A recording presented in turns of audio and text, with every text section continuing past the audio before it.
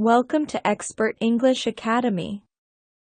Learn English through interesting story. Jasmine, the Invisible Woman. Chapter 1, The Incident. Jasmine is an average woman. She is a woman of average height. She is of average weight. She has an average job with an average income. She lives in a medium-sized house. She drives a medium-sized car. She even has a medium-sized dog. Basically, Jasmine has an average life. Jasmine also has a simple life, a life without incident. She has a university education. She lives and works in Edinburgh, Scotland. She is an administrative assistant with a sales management team. She often leaves work very late. She never speaks badly of her company. She is a model employee and a perfect professional. Jasmine loves where she lives. At the weekend, she likes spending time with friends and family. They often go to sports clubs, the movies, or even a stage performance. And just last week, she and her husband saw a great film series. But sometimes, Jasmine wants quiet time. That's why some weekends she goes out of the city. Today, Jasmine is driving to the country with her friends, Parker and Scarlett. The friends plan to have a barbecue. Jasmine stops her car at a park outside of Edinburgh. It's a beautiful area with several trees. Scarlett looks around. This is a great place for a barbecue. I agree, says Parker. Do we have enough food? Of course, answers Jasmine. I know how much you like to eat. They all laugh. Then Jasmine adds, let's start cooking. Jasmine, Parker and Scarlett take the food out of the car. They turn on some music and prepare for the barbecue. Jasmine finds some sticks and makes a fire. She waits for it to get hot. As she waits, Jasmine checks her messages. Oh no, says Jasmine. She has a message from the director at her office. She forgot to post something for the production department. They need it right now. Jasmine just applied for a new job in the production department. She has an interview on Monday. She has to fix this right away. Jasmine looks at her friends. She holds up her mobile. Hey, guys, she says, I'll be right back. I need to make a work call. Oh, come on, Jasmine, says Parker. You're always working. Parker is right, Jasmine, Scarlett adds. I know, says Jasmine. But I got a message from the director. And she's not happy. Jasmine goes over to some nearby trees. It is evening and it's getting dark. The trees are very tall. She can hardly see anything. Jasmine calls her office. She speaks with another administrative assistant. The assistant asks her to wait for the director. While she is waiting, Jasmine looks around. Suddenly she notices something. Among the trees, there is a strange light. Jasmine puts away her mobile as she goes over to the light. The light is coming from a beautiful metal ball. Jasmine has never seen anything like it. The ball is covered with patterns. She reaches out to touch it. The metal is cold. It actually feels nice. Jasmine picks up the ball. Then, as suddenly as it started, the light goes out. The ball feels very strange in her hand. It's almost too cold. Jasmine doesn't like the feeling. She drops the ball. Then she goes back to the barbecue. Jasmine approaches her friends. They are talking about her. Jasmine should turn her mobile off at the weekend, Parker says. I agree, Scarlett adds. It's not good to work so much. The body and mind need quiet. She needs to relax sometimes. Jasmine walks up. Are you guys talking about me? She says, laughing. Okay. Okay. I'm ready to relax. Parker and Scarlett say nothing. Parker checks a problem with the barbecue. Jasmine's friends ignore her completely. They don't even look at her. Why aren't you looking at me? Jasmine asks. She waves at Parker. She puts her face near Scarlett. Then she really tests them. She dances around and waves her arms. Scarlett looks around, but then they continue to ignore her. It's like Jasmine's not there. Parker and Scarlett carry on talking about Jasmine. I wonder where she is, Parker says. She's been on the phone a long time. I'm getting worried. You know her, says Scarlett. She's probably reviewing financials or contracts or something. She'll be back soon. Then Jasmine realizes something. Her friends can't see her. As unbelievable as it is, she seems to be invisible. It's like she's in some TV series. Oh my gosh. Thinks Jasmine. I can't believe it. Then she thinks, but why? Suddenly, Jasmine remembers the strange object in the trees. Is this because of the light? She thinks. Am I invisible because I touched it? She isn't sure. Jasmine doesn't know what to do. Finally, she makes a decision. I don't know how long that light will affect me, she says. I'm invisible. I have to enjoy it. Jasmine watches her friends. Parker takes the food off the barbecue. Scarlett puts cold drinks on the table. Jasmine listens to their conversation. Well, yes, Parker, says Scarlett.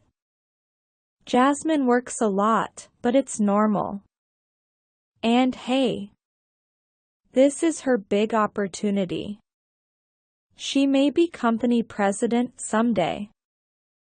Yeah, but she doesn't earn enough, comments Parker. That's true, agrees Scarlett. But her pay will improve.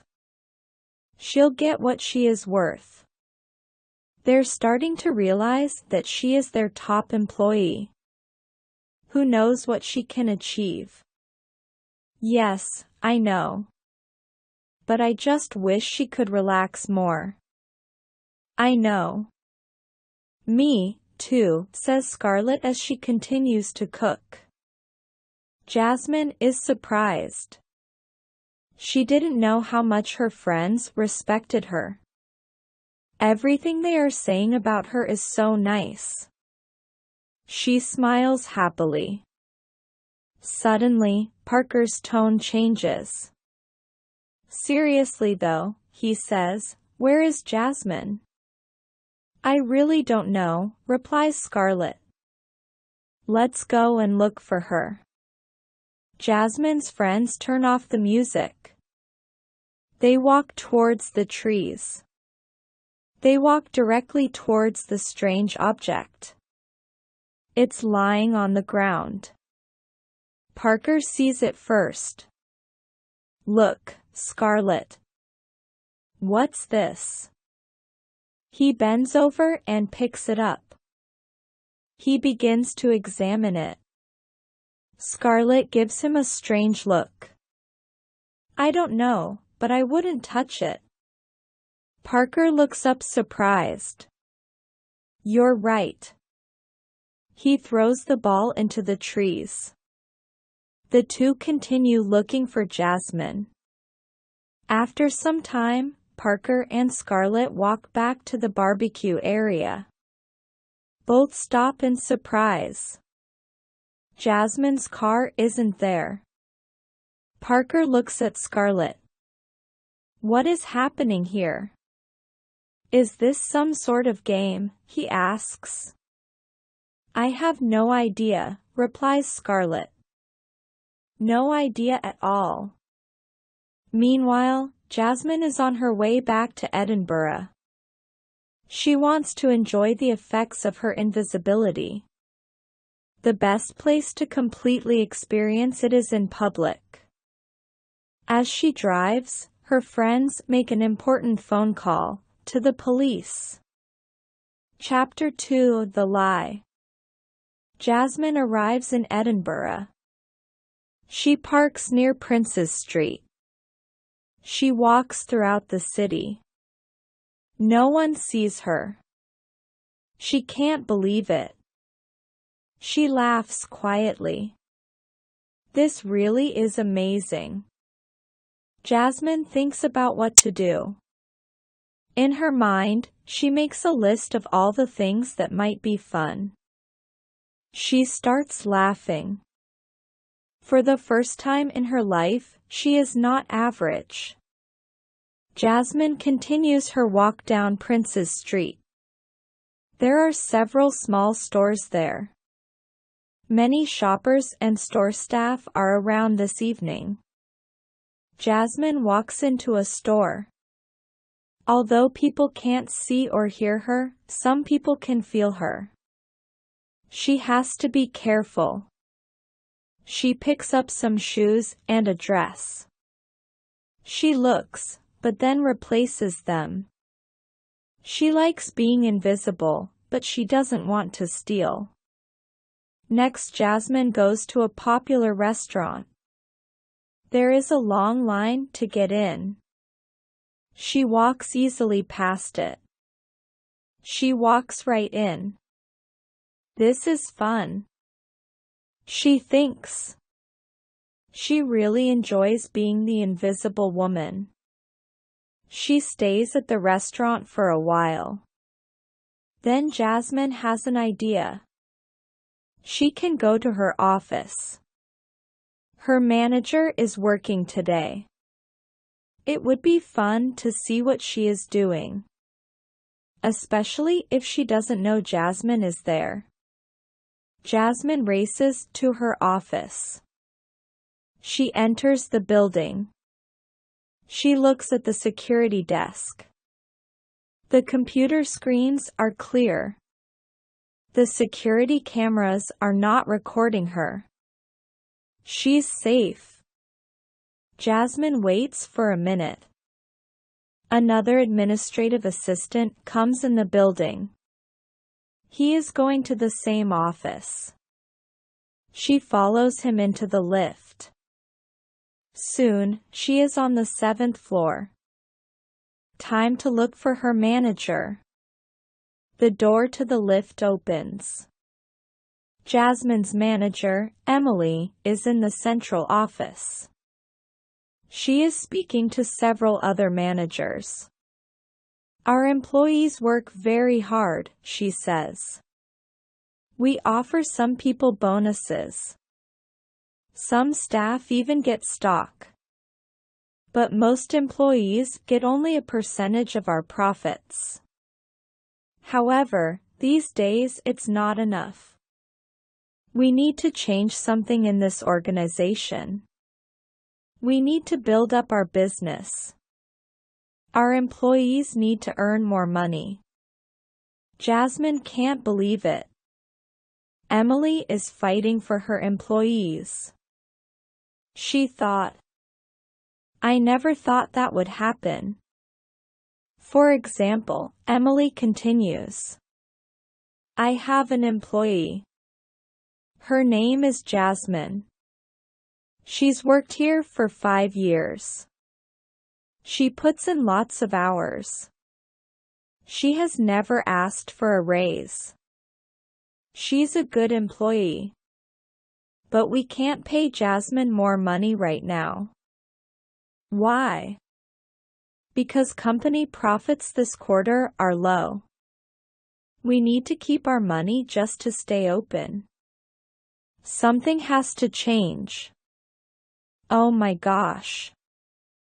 Thinks Jasmine to herself. My manager just said that I'm a good employee. In front of everyone. That's really going to help my career. Then she thinks, it's too bad about the company profits though. But how can that be? Antonio is working on that big technology project. I assume that will help profits. Jasmine wants to know what's happening. And now is the perfect time to check. She is invisible after all. She has access to everything. Jasmine goes to Antonio's office. Antonio is a computer programming manager.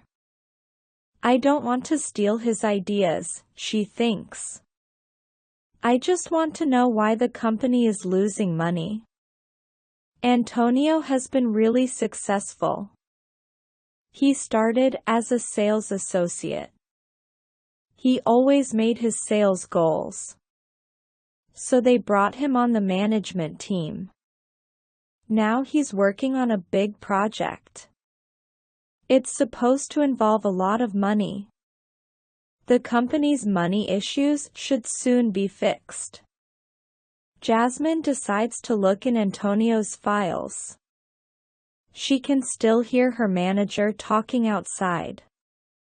Antonio, tell me, begins her manager, I know you're working on that big technology project. It's the one based on the network program we worked on as a group. This project has potential, doesn't it? It could actually make the company rich, right? I'm really sorry, Emily, Antonio begins, but the project won't be possible. It costs too much. It's a huge investment. And the network programming is very advanced. We just don't have the technology. While she listens, Jasmine finds the project file. Antonio has done a lot of research. His documents show that. But Antonio is obviously wrong. According to the data and the documents, the project has a lot of potential right now.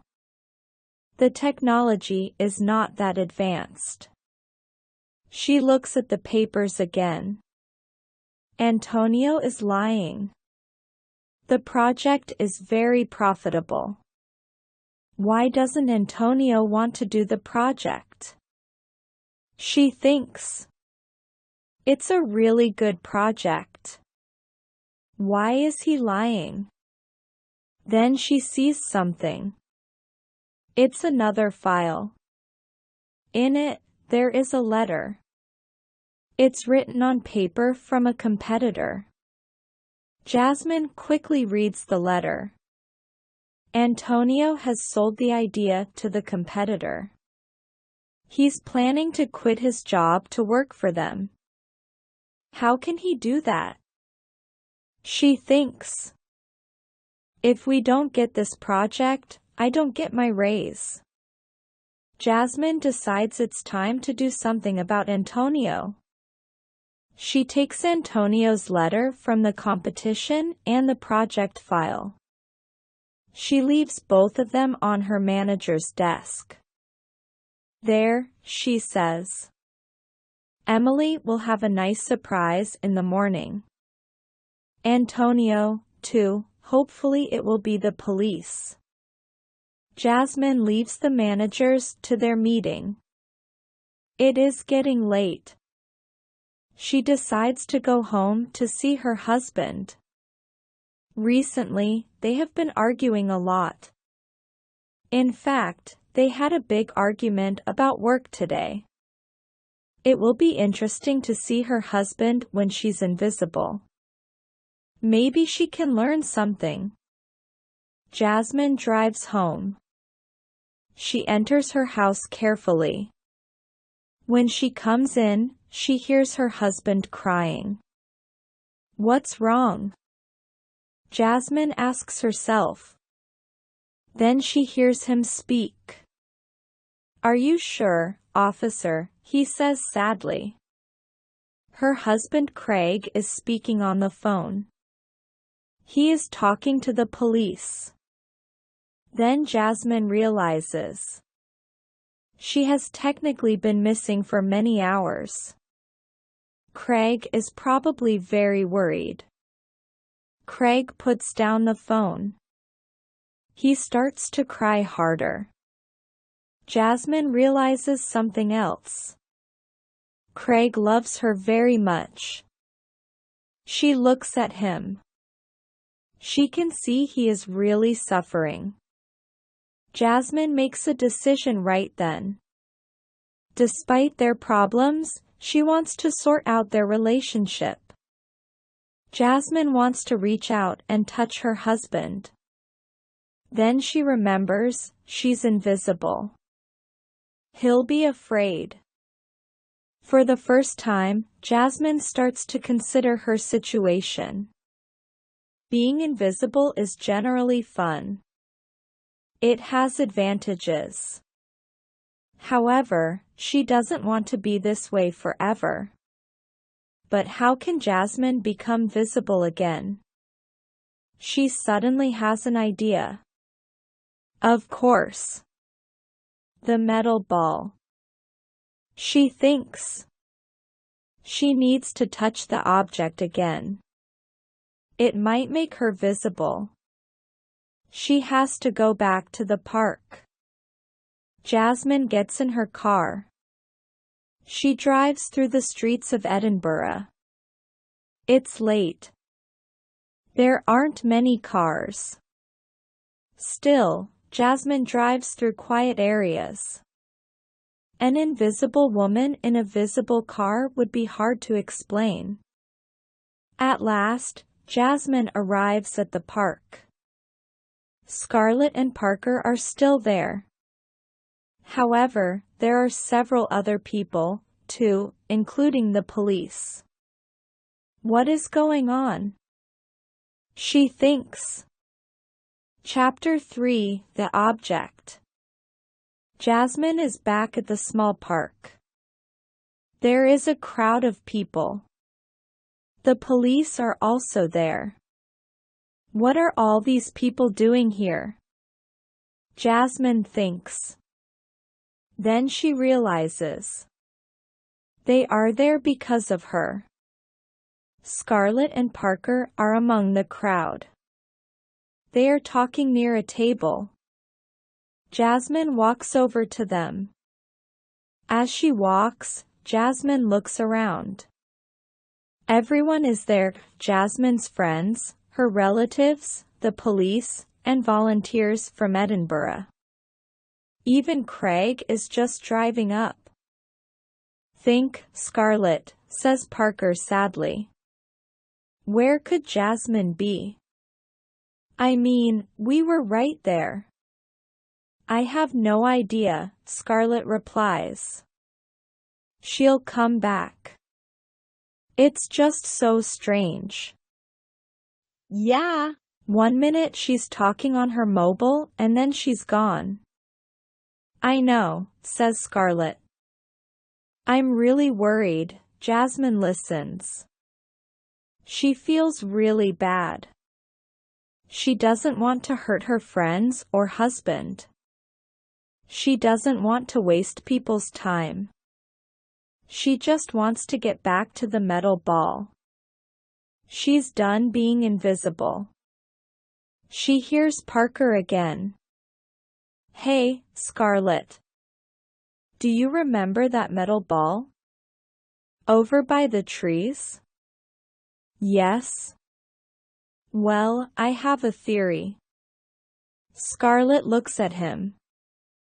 A theory? Yes, Parker continues. What if it's more than that? What if it did something to Jasmine? Scarlett continues to look at Parker. She seems confused. But Jasmine is not confused. She's worried. She doesn't want her friends to know anything. She just wants to touch the ball and become visible. She doesn't want to explain. Parker looks closely at Scarlett. Maybe the ball is special. Maybe it made Jasmine sick. Or maybe it even took her somewhere. You never know. Scarlett shakes her head. You and your theories, Parker. Then she pauses. There is no other explanation. Maybe. Think about it. Jasmine went missing near it, Parker adds. They look at each other. Then Parker says, Come on. Let's go look. Scarlett finally agrees. Okay. Let's go. The two friends start walking over to the trees. Oh no, thinks Jasmine. What if they take the object? Or give it to the police? Jasmine runs ahead of her friends. She has to find the object first. Jasmine gets to the trees first. The metal object isn't there. Where is it? She thinks. It has to be here somewhere. It didn't fly away. She keeps looking. Parker and Scarlett come closer. It has to be around here. I threw it right over here, says Parker as he points to the trees. That's it. Thinks Jasmine. Someone moved it. What if they lost it? I need that ball. Jasmine runs to where Parker is pointing. Parker and Sophia walk to the area, too. Suddenly, Parker stands up. He has the metal object in his hand. Jasmine looks carefully at the object. There is no light at all now. She doesn't know what that means. She just has to find a way to touch the object again. She knows it will make her visible. Hey, Scarlett. I found it, calls Parker. Scarlett runs over. Wow. What is it? She asks. I have no idea, replies Parker. It's round and made of metal. But I don't know what it does. Do you really think it did something with Jasmine? I doubt it. It just doesn't make sense. It's just a metal ball. So much for my theory. Parker throws the metal ball into the trees. Jasmine watches it carefully. Come on, says Scarlett as they walk away. Now let's check with the police.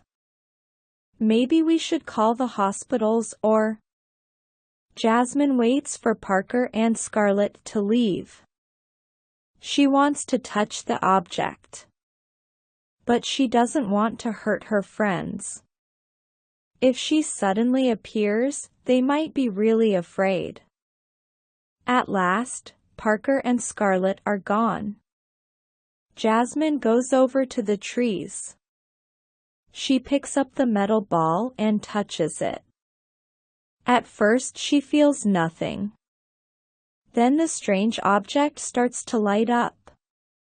Jasmine starts shaking. The object is completely lit up again. At last, something is happening. She thinks. Suddenly, the shaking stops. The metal ball is still lit up. Is that it? Did it work? Jasmine wonders. She soon gets her answer.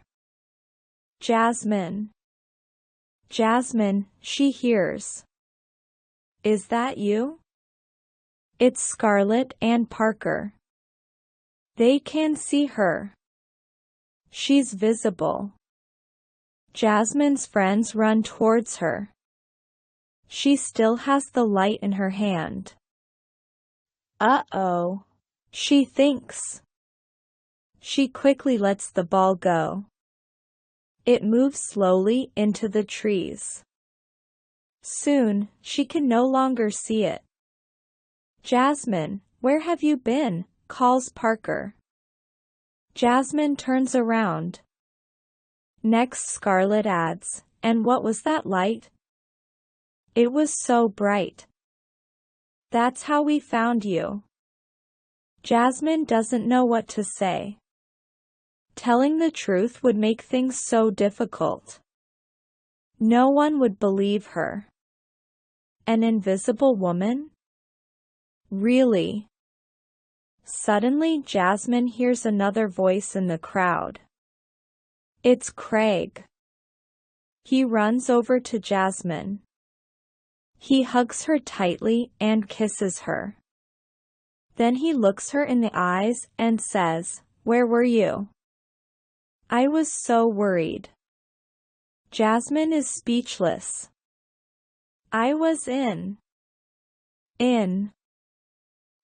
More voices call out from the crowd. It's her manager and several others from the office. Jasmine can't believe all the support. So many people are there to help her. The people stand around Jasmine. They all start talking at once. We were so worried, repeats Craig. Where did you go? Says Parker. You won't believe what happened at the office, says Emily. Jasmine puts her arm up. Please. Please. Give me a minute.